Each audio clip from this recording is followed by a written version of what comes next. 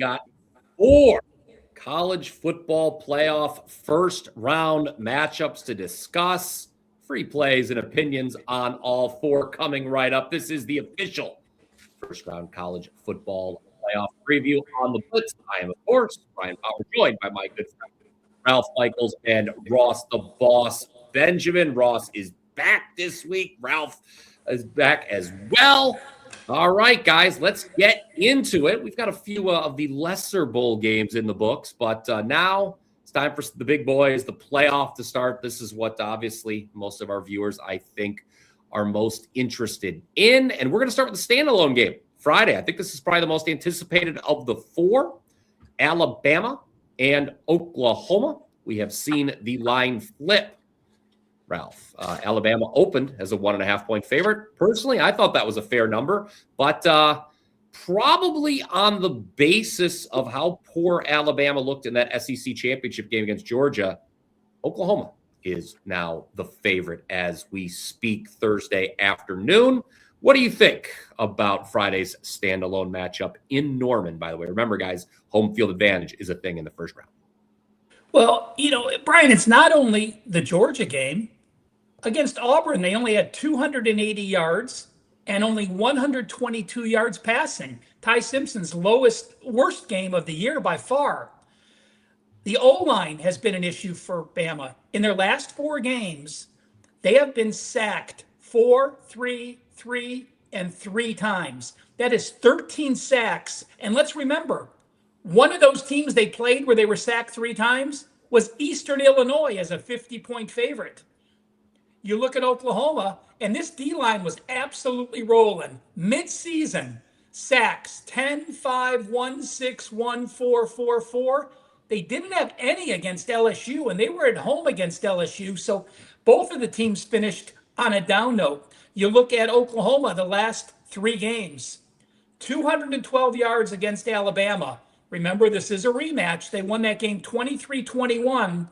They were outgained by 194 yards, but they were plus 3 turnovers, including an 80-something yard pick 6. Alabama, the better team in that game. It was, of course, in Tuscaloosa, this game in Norman.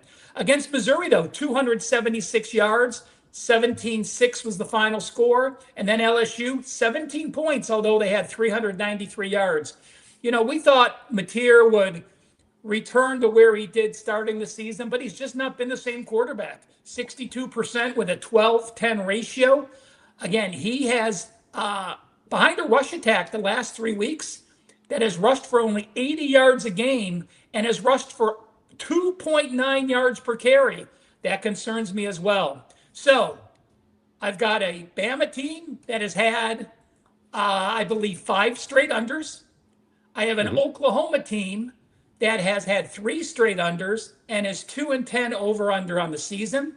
Yes, this is a low total, but I am going to go first half under in this between Bama and Oklahoma. And I'm going to sound like a broken record.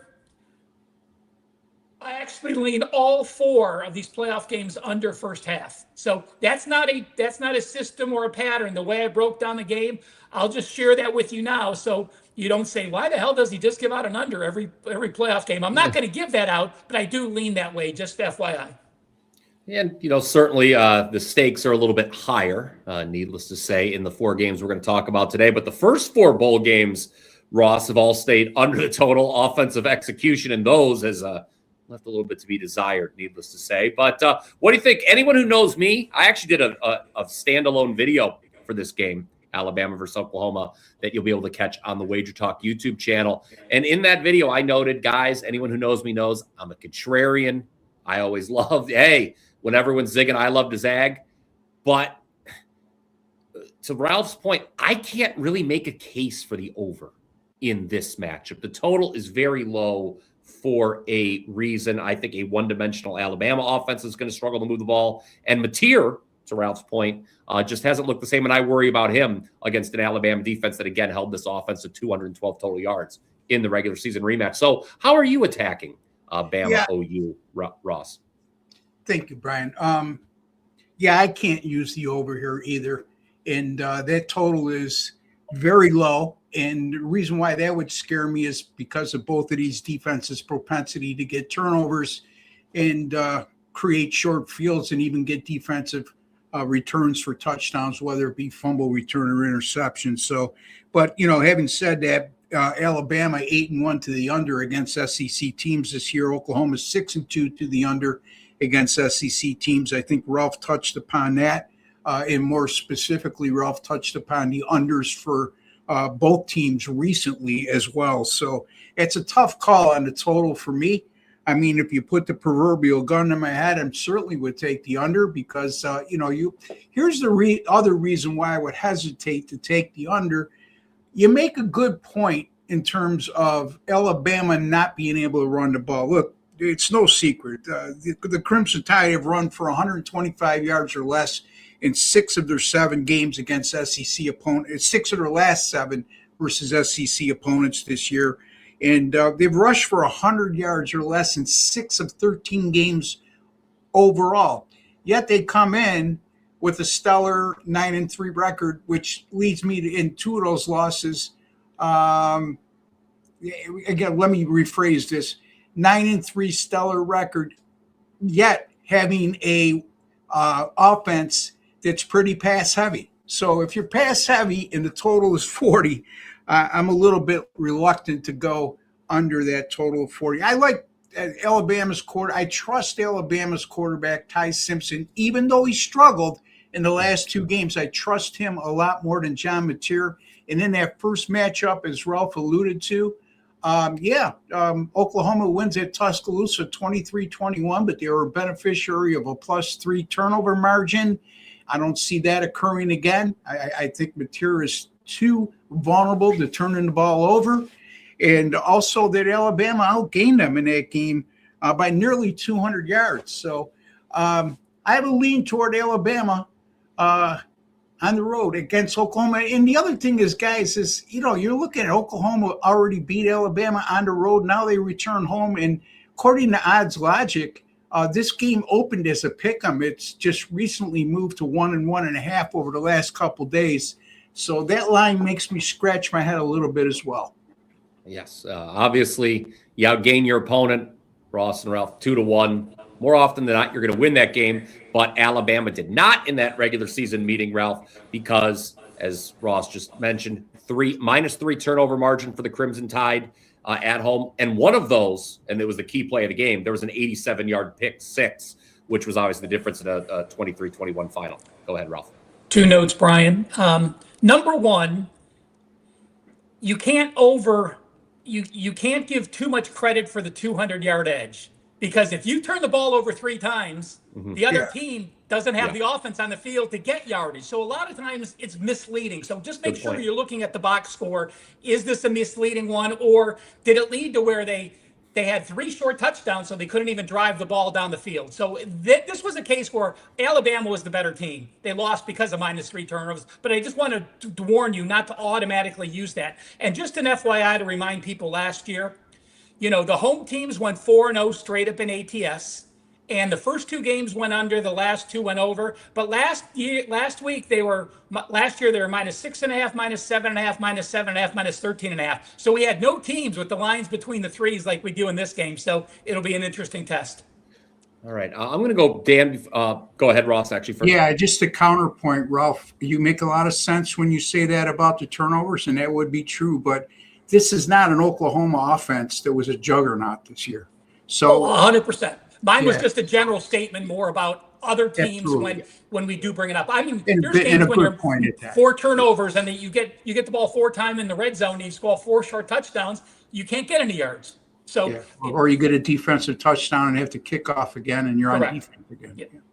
I'm going to throw this one at you before we hit some comments in the chat, because I mentioned this in my standalone video, guys. All this controversy, who's in, who's out of this college football playoff. I think something that really hasn't been talked about is Oklahoma being seeded 8th and getting a home game.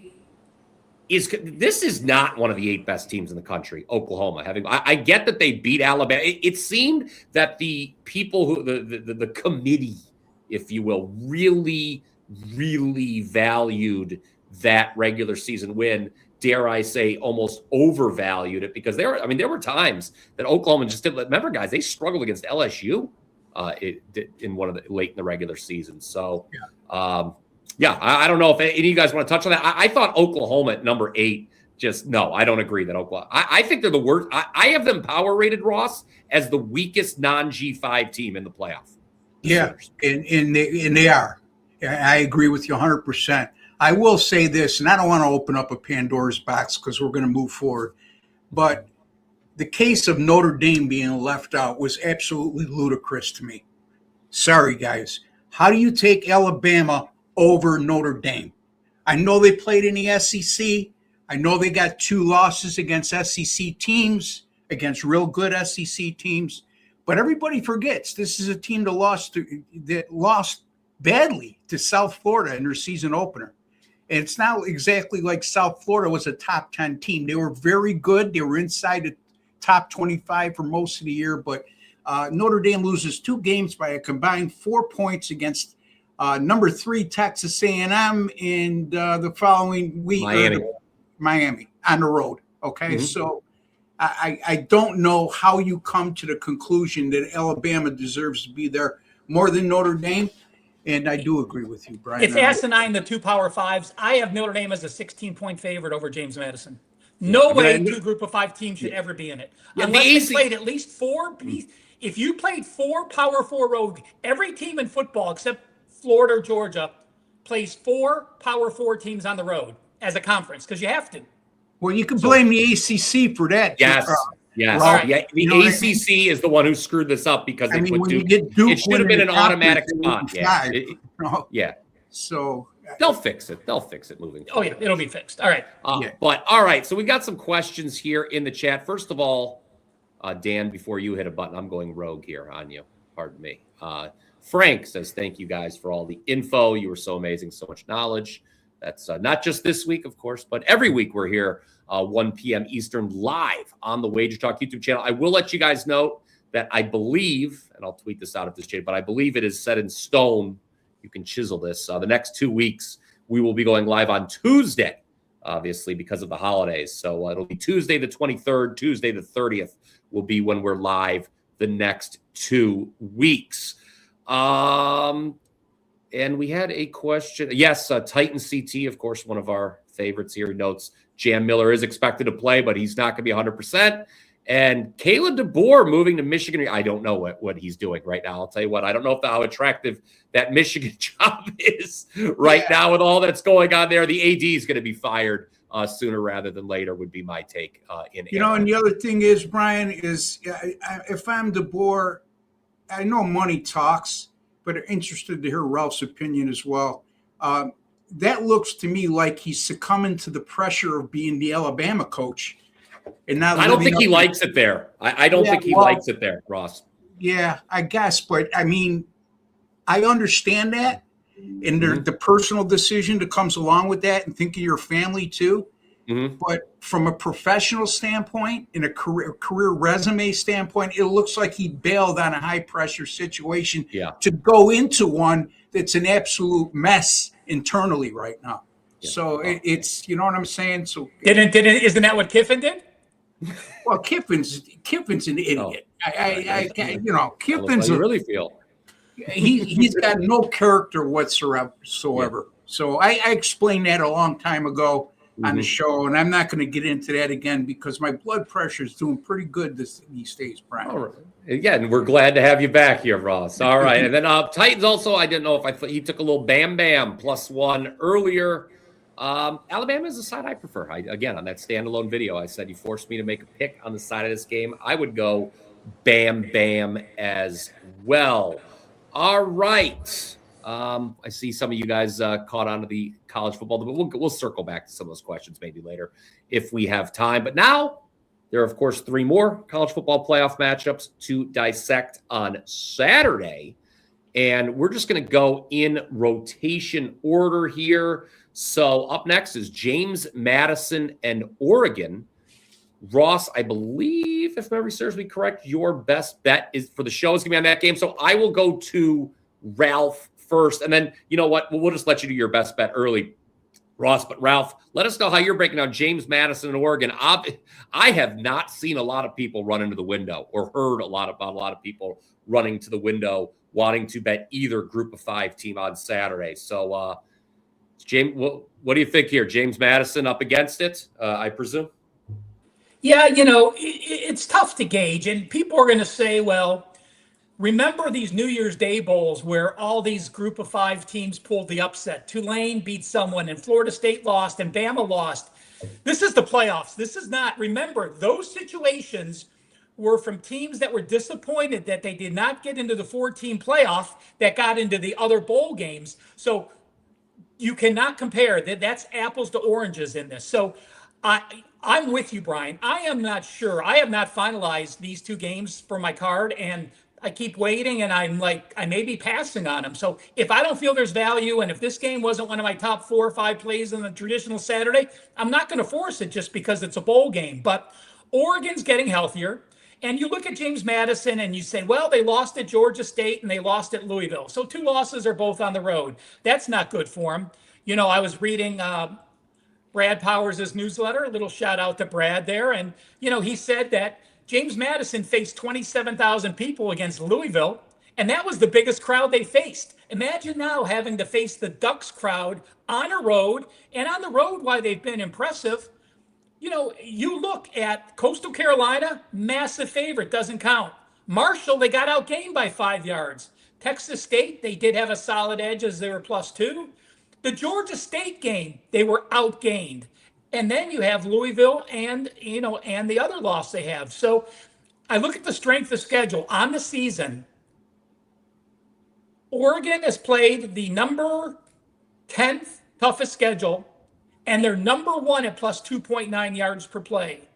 James Madison is number 7 statistically, but they've played the number 104th toughest schedule. I think the speed is going to kill. The situation is going to kill.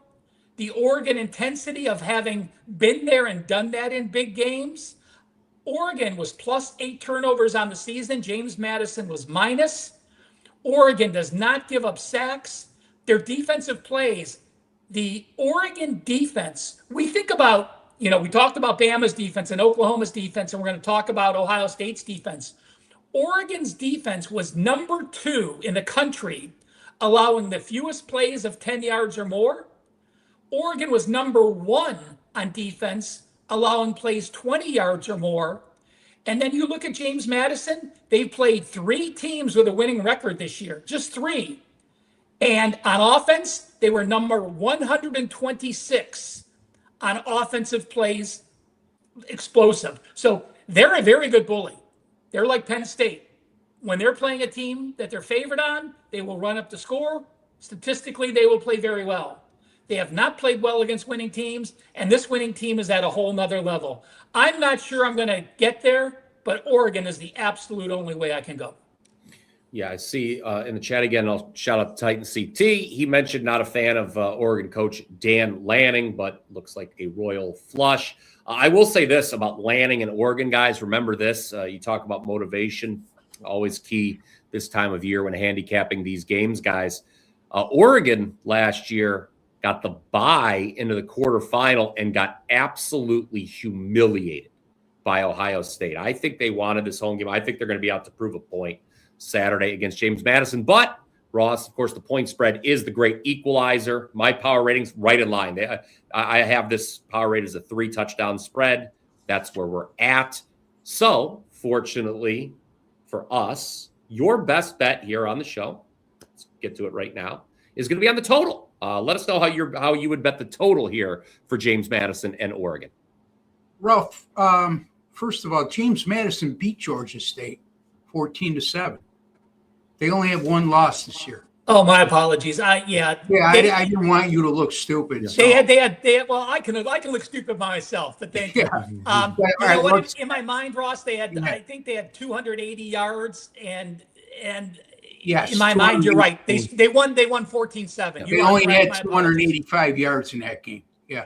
So yes, you were correct there. I just don't want to misinform you. So, like I told you before, Ross, don't listen to what I say. You got to know what I mean. Yeah. I know what you mean, but I know you well. But the people out there listening. Yeah, I missed that. Good catch there, Russ. I missed that actually. Yeah. So anyway, all right. So, look, let's look at the total here, which I believe is around 47.5 right now. Brian, correct me if I'm wrong. But, they say defense travels well. And I think that's going to be James Madison's calling card here is, their defense has been absolutely phenomenal. Now, having said all that, I know, let's talk about the obvious. They have not faced an offense with the type of athleticism or speed that they're going to see on Saturday with Oregon. That's obvious, right? But still, at the end of the day, 15.8 points allowed, 248 yards per game, only 41.1 yards per play. They haven't given up over 27 points all year long. And this Oregon defense, not bad themselves. I think Oregon, we lose sight of the fact that Oregon has a good defense. Because of their reputation for having that high-flying, explosive offense, and rightfully so. But their defense is here against extremely good competition, allowing less than 15 points per game and 4.2 yards per play, 251 yards per contest. I just think JMU knows they can't get into a track meet with Oregon, nor do I think that they're capable of getting. If it turns into one team scoring a lot of points, it's definitely going to be Oregon. But I don't think that's the case. I think that James Madison will stay in this game at least early on with their defensive prowess. And I don't see Alonzo Barnett in that Duke's offense doing a hell of a lot throughout the course of this game. And I'm going to go under. I like this game to go under the total of 47.5. All right. Under 47.5 it is. Ralph, you wanted to follow up? Can I go back to Ross? So, yes. Ross, I was looking. Oregon allowed over 313 yards twice. Yeah. That was against Indiana and USC, two pretty good damn offenses. So it just shows you. I'm gonna be the devil's advocate, Ross. So I don't think JMU is going to snap the ball with under 5 seconds left to go on the play clock. No. Might you think about using the first half instead of the full game? Because if they're down by 14 points in the second half, that tempo goes away and they start snapping the ball pretty damn fast. Yeah. Well, again, you could snap the ball once every 2 seconds. If you can't move the ball on a stellar defense, it doesn't matter. But to your point, Ralph, it's what we usually see, right? So it's a good point. And thank you for bringing that to everybody's attention. You said their toughest game against Louisville. Louisville's not a bad team. They're a bowl team. At one time, they were ranked inside the top 25. They gave Miami one of their only losses this year, and they held Louisville to 264 yards. Now, I'm not trying to compare Louisville to Oregon because it's apples and oranges, but this is a defense that's capable. Actually, when you look at 264 yards allowed against Louisville, it seems a little out of proportion that Louisville scored 28 points in that game. I don't know all the specifics and didn't look at the box score, but this is a pretty damn good JMU defense. So again, if this game stays somewhat tight within 2 scores, I think the under will look really, really good. If not, I still could see Oregon winning this game like 38-10 or 38-7, somewhere in that area, 31-10 or 31-7. Hey, Ross, just FYI, Louisville's touchdowns. Yeah. A 4-play, 75-yard drive on a 64-yard pass, and a 78-yard rush, and a fumble return in the end zone. So they had a defensive touchdown, and then really, they scored 2 touchdowns on 6 plays with 2 massive long plays. Yeah. So, they got, in other words, if they can keep away from the explosive against Oregon, or even minimize the explosive plays offensively against Oregon, they could very well hold Oregon to 31 or less. We'll see. Yeah. We had a question in the chat about James Madison's team total. Now, I looked that up at the some of the more widely available sports books. That number is currently sitting 13.5, which obviously it's a tough number because obviously if they get 2 touchdowns, JMU, that's a loser. But I will say, I mean, if this game stays under, Ross, and you made quite a case that it could, it's very likely that James Madison's not scoring a lot. I mean, right? Because you made the point that, hey, Oregon can't get into a track meet, Brian. Yeah. Absolutely. Yeah, and they've scored 14 points on 2 separate occasions this year. The one game that we just discussed against Louisville, and the other game that Ralph brought up at Georgia State, where they only won 14-7 and had 285 yards of offense. So, yeah, I mean, if I was to play a team total, I certainly think there's a lot of credence to going under that 13.5. All right. That's another game down here in the college football playoff. Still 2 more to go, guys. Everybody watching live, I will let you know the other 2 best bets that we've got coming up, Ralph's and my own, are actually on non-college football playoff games. But if there's any other games that you guys have a specific matchup you might want our opinion on, feel free to drop that comment down below, and we'll try to get to it here before the show is up. What do you say before we get to the next 2, though, guys? We talk about what we've got going on at WagerTalk.com, because it is a very, very busy weekend. Not only the college football playoff, but you got NFL games on Saturday. Of course, the NFL dominating on Sunday. We've got 2 great special offers going on right now at WagerTalk.com. One of them is a buy 3 days, which costs $69. And when you do that, well, we're going to throw in a 4th day of service absolutely free of charge. That's 4 days for $69. It's a pretty good deal, and that covers all sports from your favorite handicapper. You can get Ralph, Ross, and Mike. You can get all 3 of us for that $69 price. Or if you want to lock in longer term, got an even better deal, 10 days of picks, again, all sports, $99. So 2 great special offers currently available on all 3 of our pages over at WagerTalk.com. Ralph, saw some congratulations for what you had last night. Why don't you talk about what you've got moving forward over on your page? Yeah, thanks, Mario. But it wasn't that easy of a 5%. I had a play on San Francisco, and they're up by 20 at the half, and then it's 20, and then it gets down to 16, and then 14, and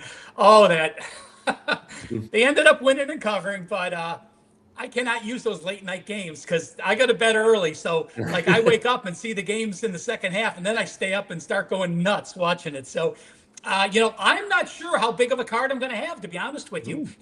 5 years ago, I used to make all my bowl plays at the beginning of the bowl season and basically be done. But again, you can't do that nowadays.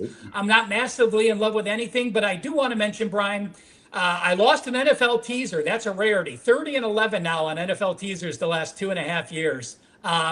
My bowls, number 1 last year. I am 0-1 this year. I had a 2%, only a 2% play thus far. So you haven't missed anything. But I do want to point out, Brian, do not buy that 3-day and get 1 free, because if they buy the 10-day right now, think about what they're getting. They're getting this weekend, they're getting next weekend, and they're getting the biggest bowl week in between. It's a no-brainer to get the 10 days for $99, basically the price of 2 weekends. So someone else in our chat said, hey, I might get the Weekend Warrior this week. Don't do it this week. Whoever you're going to get, take advantage of the 10-day special for $99. You get 2 full weekends and this the entire Christmas week of bowl games, which is awesome. Yeah, Christmas Day NFL as well, Christmas Day NBA as well. Ross, I believe your phenomenal season just keeps chugging on. So why don't you talk what you've got going on over at your page right now?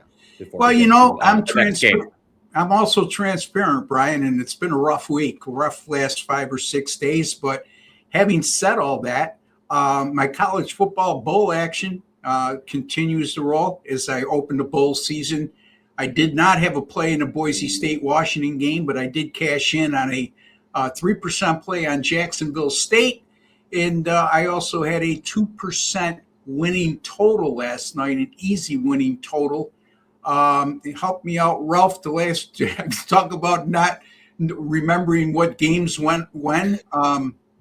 One of the 2 games I had was the under It was Delaware? USF with both quarterbacks out, Yeah. and Old Dominion with the running USF freshman game under the quarterback. total. I'm sorry, folks. A little bit of a brain freeze there, but 2-0 to start the bowl season. Now 42-21 in bowl games and playoff games since 2023. So all sports, folks. 250 and 181 runs since May the 13th, up 172.51 units during that course of time.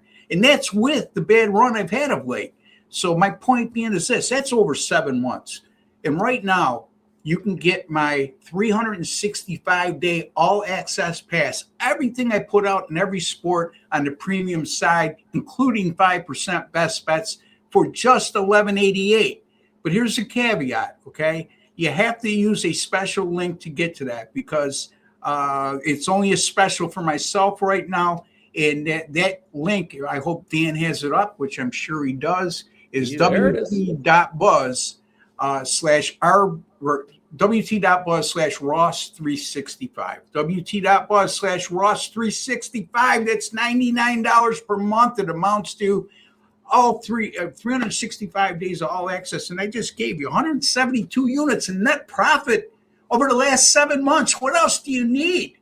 All documented by WagerTalk.com. If you don't believe WagerTalk.com, you don't believe our documented records there, then turn the show off.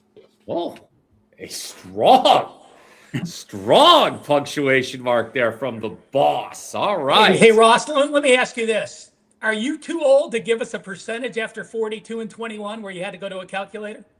I'm just busting chops. 66.7%, smart ass. Yeah. And you know Two-thirds. what? You know what that 1188 breaks down to, Ross?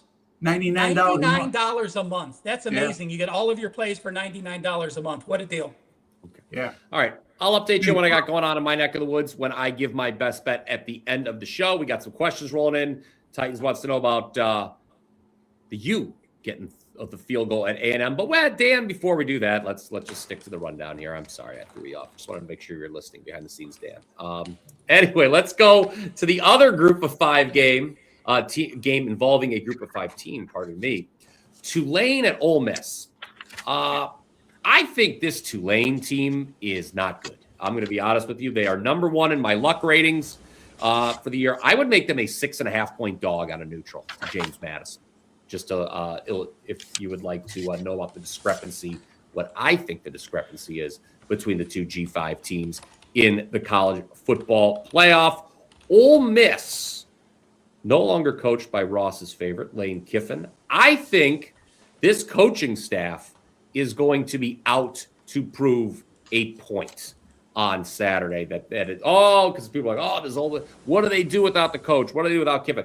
I think this is a very talented team. They destroyed Tulane in the regular season on the road. Guys, I'll be blunt with you. I don't think this number's high enough. So I am leaning towards the Rebs in this one. Ralph, agree or disagree? I agree, and I want to apologize to all our viewers. I got scolded by my producer. For some reason, I didn't have earbuds in, and so you were hearing an echo. So that is bad on me. Trust me, Dan has scolded me sufficiently, and we will move on, and I will try to remember my earbuds next time. So it's your job, Brian, as the host, to tell me about those kind of things. That I didn't know. I am my with ear you, Brian. camera activated. I closed that one. Like I said when we were talking about, the other group of 5 team.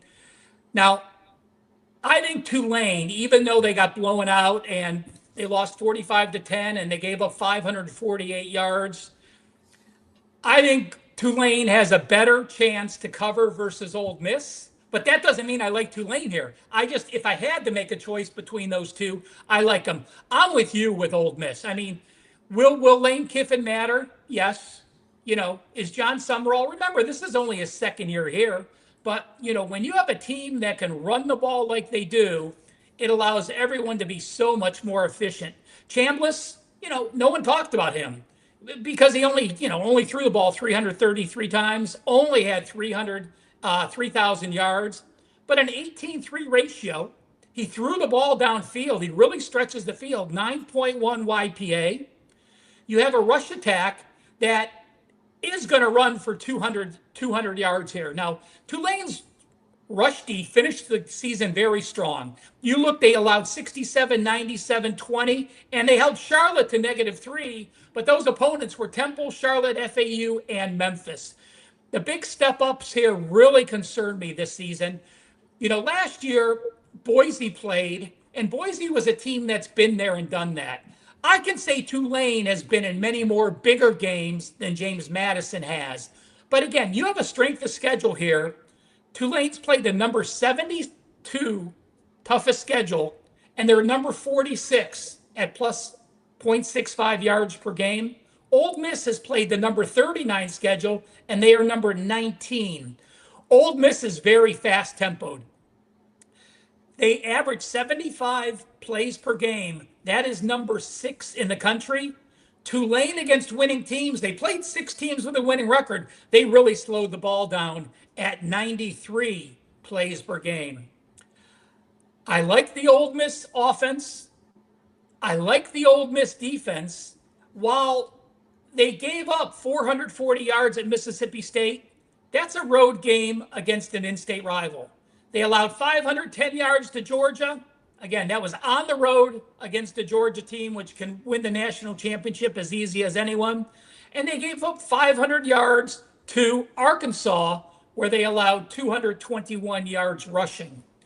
Tulane is a team who averages 170 yards rushing, 240 yards passing. So Retzlaff leads the team with 3,500 yards passing and leads the team with 813 yards rushing, 5.1 yards per carry. Even though Ole Miss has been exposed in those couple games versus teams that can run the ball, I think this matchup is too strong. So I actually lean this one again. I'm going to say I lean under first half. Tulane will try to run the ball. Now, Kiffin, it'll be interesting to see on their tempo. Ole Miss is a very interesting team where they're up tempo, but they are still a run first team. They ran the ball 100 more times than they passed the ball, and when they get a first down running the ball, they still play up tempo. It'll be interesting to see what the new coach does if he keeps that tempo up. I'm going to say he doesn't play as fast because they're at home. They want to be conservative. They'll try not to make mistakes. Lean Ole Miss, lean first half under as well. All right. And of course, while so much of the talking point on this game, Ross, will be about Kiffin's departure at Ole Miss. Of course, John Summerall leaving Tulane for Florida after his team is eliminated.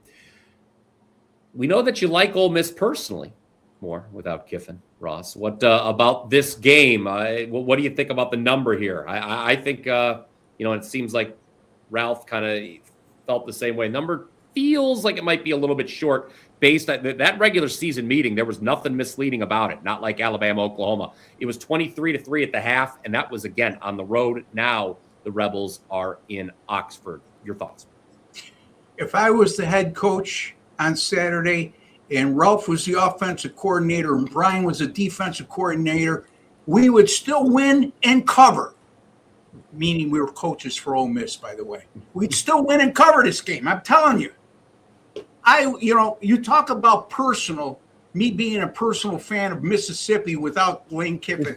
If you're a Mississippi fan, you Rebels fans out there, I hope your team wins a national championship to stick it to that idiot scumbag head coach that you had. That's the bottom line. Let's get to the specifics. Tulane 11-2. The Ole Miss game, you lose 45-10 at Ole Miss. You're going to Ole Miss again. There was nothing fluky about that. Like Bryan said, look at the total yards, 548 to 282. They were totally outclassed, and it was a mismatch. What would make anybody think this would change right now? I don't know. I mean, stranger things have happened, but the laws of probability are with us in our opinions here. And look, Tulane, 4 wins this year by 7 points or fewer. Listen to these 4 wins by 7 points or fewer. South Alabama, East Carolina, not a bad team, Army, and Memphis. Okay, so now they're going up against an SEC full on the road that's going to be highly motivated with everything that's transpired there. And you don't take games in the college football playoffs lightly, okay? This isn't the NFL where you beat up a division opponent early in the year and then later in the year you're just not up for the game. This is the college football playoffs. It's for the national championship, not this specific game, but you can't win a national championship unless you win the first game, okay? So there you have it. I think you know what my opinion is here, guys, at this point. I think it is very clear. Ross has made two opinions abundantly clear. Number one, does not like Lane Kiffin, will not be having him over for Christmas dinner. And number two, doesn't like Tulane's chances in this I want game. to see you guys' offensive and defensive game plans at the end of the show to make sure that I verify everything's good to go. Hey, Brian, does Ross get a Miller Lite penalty? Because he said he was not going to mention Lane Kiffin again, and then he comes up and mentions Lane Kiffin again. So I think that's honestly, he was. I've never seen Ross that upset. I didn't want to say anything. So I do want to say the difference between upset and how could I say disgusted, aggravated. Yeah, it's not even aggravated. It's just I think Lane Kiffin's everything wrong with college football right now. You know, let me mention one more thing. Yeah. Talking about that Tulane game at the beginning of the year for Ole Miss. Yes, it was a non-conference game early in the season. Ole Miss was off Kentucky and Arkansas and had LSU on deck. You're talking about a legitimate SEC sandwich, and they still played that well in that role. That impressed me as much as anything. It's not like they were playing Sisters of the Poor and they were looking forward to this game. This was a clear SEC sandwich spot for the Rebels. Yeah, if memory serves me correct, that was a top 25 game with I believe LSU might have still, was still undefeated at the time. That was when people thought that Clemson win was a lot more impressive than it actually was. You know, you talk about the NIL money in college football and how it's ruining it. Well, if you're going to speak about that, you should speak about Lane Kiffin and his what he does, okay, or what he's done in his past. You know, so in any event, I promise you, Ralph, this is the last Lane Kiffin reference I will make until the next show. I was going to say, if you make another Lane Kiffin, I'm going to go buy a hat that says, I love Lane Kiffin, and you have to wear it next Tuesday. Well, there you go. There we go. All right. Stay tuned for that. You know, guys, when I was a kid, the team that didn't play by the rules was the U. Miami, Florida. That was just probably a lot of fun to be down in Miami during those days, but maybe a different story for a different time. The U is in the college football playoff. They're taking on Texas A&M. Titan CT wanted our thoughts. I thought this line was a little ahead. I'll be honest, I have Miami Power rated as a better team on a neutral field. I know Texas A&M only lost one game. It was the regular season finale against Texas. But as you guys well know, there are 5 SEC teams in the college football playoff, including Texas A&M. Texas A&M played the other 4 a grand total of 0 times. They, I think, won the SEC. The Texas A&M, look, people can go back, preseason Power 5. I said A&M over 8.5 wins at plus money was a bet to make. I said I thought they were a good bet to make the playoff. Here they are. But I think in retrospect, they won the SEC scheduling lottery a little bit there, Ralph. So I do lean towards the pup, the dog, if you will. I'm interested here because you talked about first half unders and unders in this game. This is one where this is another one where pardon me, easy for me to say, I like the first half under in this game in addition to liking the dog. I think the A&M offense is going to get off to a slow start. Well, you know, Miami, you want to talk, you know, Ross had brought up, we don't talk about the Oregon defense enough. Hell, this Miami defense is damn good. In fact, on the season, they are number 3 in the country, holding their opponents to 123 yards under what they averaged against other foes. So don't discount this Miami defense. You know, you of course have Carson Beck, been there and done that. I think he threw 3 passes in the 2 years ago in the championship game, and then got hurt and then transferred out. So, but again, all that prep of getting there, being there, I think that is a significant edge for Carson Beck. Now, I actually think A&M, the line is correct. I actually lean A&M, but I don't know if I'll get to the window. They just seem to me that if they get their toes stubbed, like you said, Brian, you don't play Alabama, you don't play Georgia, you don't play Oklahoma, as you said, winning the lottery. That's what you meant by that. To me, I think if A&M gets out early with their rush attack, they're 193 yards, 5.0. I think A&M wins. If Miami can punch him in the mouth, I think Miami can hold on and win with that defense. So to me, this is probably going to be, I might go with the under, and I'll give that opinion out, first half under. But to me, this is the perfect live betting situation, because you look at A&M's rush defense, they're either very good or very bad. They allowed 203 yards to UTSA, 268 to Arkansas, 207 to Missouri, and 218 to Texas. Now, Miami isn't that good of a rush attack. On the season, 149, 4.2.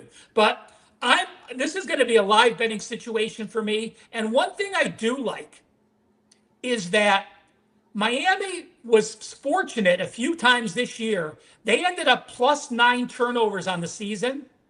A&M only lost 1 game, and they were minus 7 turnovers. So we have a team with a better record with a 16 turnover difference between their team and the opponent. Now, Reed, he has 10 interceptions, so part of that is built into what you're getting with A&M. A 25-10 ratio for Reed, but you look at Beck. Beck was 26-9, so they were almost identical. YPA, they were both 8.7. Quarterback ratings, 154 and 160, almost identical. Running rush attacks, I give A&M the edge. Defense, I give Miami the edge. Special teams, small edge to Miami. Coaching edge, I'll take Elko over Cristobal all day long. I think Ross is probably going to go put Cristobal in the Lane Kiffin thing there. No. I'm going to guess. We'll see what happens. No. Under and live betting situation for me, I'll say this. If any team is up by a touchdown or more after the first quarter, I may be live betting that team. All right. A lot of angles, I guess, that both Ralph and I are attacking this one on. Ross, what if you have a favorite, what would that be? Or what would you like to let us know about this game? It's all about the you, Ralph. Yeah. There you have it, the you, baby. Hey, you could be in that convict group. I'm more of that Catholic group, Yeah, well, I'm Catholic too, and I grew up with a lot of convicts. So, I best of both worlds. Anyway, look, Cristobal, yeah, I agree. Elko's a better head coach, a game manager. He makes better adjustments throughout the course of the game, et cetera, et cetera, et cetera. But no, Cristobal's not in the same realm with me as Lane Kiffin. He's a former UM grad. He's true blue to that university. Anyway, look, here's what I'm shocked that Ralph didn't bring up. Texas A&M is the lowest rated defensive team in the 12-team field. Let's look at some of their vulnerabilities here. They win at Notre Dame 41-40. They gave up 40 points to the Fighting Irish. They also gave up 537 yards to Arkansas, who, by the way, I think they finished 3-9 or something like that. They struggled to get by South Carolina, having to storm back from a huge deficit to win 31-30, and they gave up 388 yards to an anemic Gamecocks offense. They gave up 397 to Texas, and against UTSA, the Roadrunners racked up 373 yards of total offense against A&M on their home field in their season opener. So Carson Beck, he got hurt 3 plays in the national championship game a couple years ago, but the bottom line is this guy's been there and done that. You can't ignore that fact. Now, the sophomore quarterback for A&M, Ralph, he's pretty damn good, right? But when you look for a quarterback advantage here, and I got a senior in Carson Beck who's had big game experience throughout his career, and you're thrusting a sophomore quarterback into his first big game, if you want to count the SEC title game, I guess. First big game scenario. Well, he wasn't even in the SEC title game. I take that back. So I just like Miami's defense. By the way, Ralph, you brought it up. 10 points or less in their last 4 and 5 of their last 6 games they've allowed. Miami, a +9 turnover differential. I think you brought that up, Ralph. They don't have the signature wins maybe that A&M does. I mean, they crushed Pitt 38-7 at the end of the year. They did beat Notre Dame. I guess that's a signature win. But I like Miami here, guys. I really do. So it's all about the U, baby. Give me the points. All right. A spicy Ross Benjamin, a spicy boss today on the program. Yes, this is the early kickoff, by the way, although it is listed last in the rotation order, guys. Just make a note of that. I see Jacob Hefner in the chat saying that he thinks the early kickoff would be an advantage to the U. I see Frank. I see your question about Clemson in the chat. We're going to save that. That game is not for a while. I'll let you guys know. I mentioned earlier in the show, programming note, it's going to be next Tuesday live at 1 p.m. Eastern. Myself, Ross, Steve Merrill will be the panel for next week's edition. I think I'll let you guys being in the chat, dictate a lot of what the direction of that show. There's a lot of different bowl games, obviously. We'll try to hit on as many as we can. And then the week after that, when we're on Tuesday again, we'll be able to talk college football playoff quarterfinals. Then I am going to, for my best bet, guys, I'm going to squeeze this in here real quick. This is a far less important game than any of the ones we've talked about here so far, the 4 playoff games. It's for tonight, as a matter of fact. So hopefully another reason to watch live. Guys, you never know what games we're going to give these plays out. But I like Missouri State now getting 1.5 against Arkansas State. It's been a great start to the Bulls. Needless to say, guys, we went 2-0 last night. Now 3-0 start the Bulls. We love the Bulls. 18-8 all college football since November 1st. That's in addition to being 67% in the NFL, all sides in totals the last 5 weeks. And we're even on a nice 17-4 run in the NBA as well. So WT.buzz/BP is the place to go for me. And yeah, guys, Missouri State is very similar in my view to a winner I gave out last night. That was Delaware. Why are they similar? Well, Delaware, a first-year FBS program, obviously. These smaller bowl games, it's not like the playoff when you know what both sides are motivated. These early bowl games, it's all about who's motivated. I knew Delaware was going to be motivated last night. There's that stupid rule usually where teams transitioning into an FBS role can't even get into a bowl. Well, because some teams didn't even want to go to a bowl. Delaware got in. Missouri State gets in as well. They're going to be motivated. This line's bounced around. They were actually, as of this morning, Thursday morning, they were a favorite for some time. Odds makers still basically asking you to pick up a straight-up winner. I think it's going to be Missouri State winning this game. You talk about coaches that we don't like. Crying Butch Jones at Arkansas State has never been one of my favorites. So Missouri State in the Xbox Bowl. I was always more of a Super Nintendo guy myself, but nevertheless, my best bets, Missouri State in the Xbox Bowl. And Ralph, time for you now to close it out, the third best bet. The floor is yours, my friend. Well, we have the CUSA champion against the MAC champion. So we are actually talking some motivateds. And, we basically have, I think, only 1 or 2 opt-outs, one for each team. I do like Western Michigan minus the 3. The total's 47.5, and I like the under as well. Listen, with Western Michigan, you know what you have. You have a defensive team that is absolutely going to just run. You look at Kennesaw State down the stretch.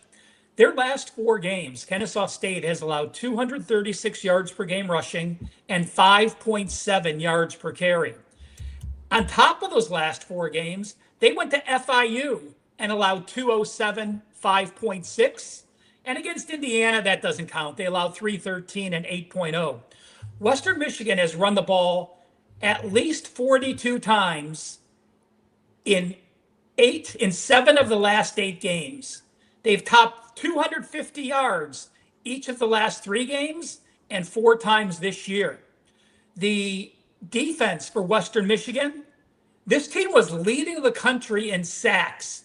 Down the stretch, they had a couple games where they had 0-1-1. They ended up with 38 sacks. People don't talk about Western Michigan's defense like they should, and they're top 30 holding opponents to under what they allow versus the rest of the league.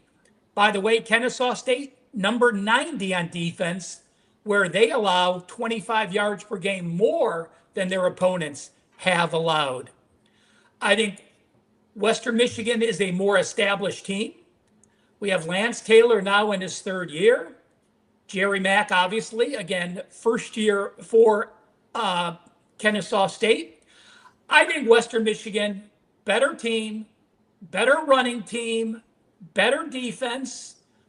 We have one major opt-out, but that's it. And this team, after winning the MAC, does want to come home with a bowl winner. By the way, Kennesaw State lost their first 2 games of the season, lost 1 game the rest of the way. Western Michigan lost their first 3 games of the season, not bad losses, Michigan State, North Texas, and Illinois, and then lost just 1 game the rest of the way. So 2 teams that are combined 17-2 down the stretch. Give me the defense and the running team in this bowl game. All right, that's a vote for Western Michigan and a vote for the MAC. Speaking of the MAC, I would be remiss here. I have my Ohio University football. What is going on at my alma mater with Brian Smith? I hope he was not just fired for keeping booze in a drawer, because let me tell you something, as a proud Ohio University graduate, I can tell you there's a bottle of booze in every drawer on that campus. So stay tuned, I guess, there. Brian. And the line went what? Up 3 points. Situation. Yes, and that's an interesting thing. Yeah, OU playing, of course, my favorite, UNLV. We'll probably hit on that next week at some point. But, Dan, let's throw that fancy graphic back on the screen. Enough about me probably putting my foot in my mouth, and it's going to be something terrible that comes out about Brian Smith. But anyway, the Blitz squad ride. Here you go. Ross.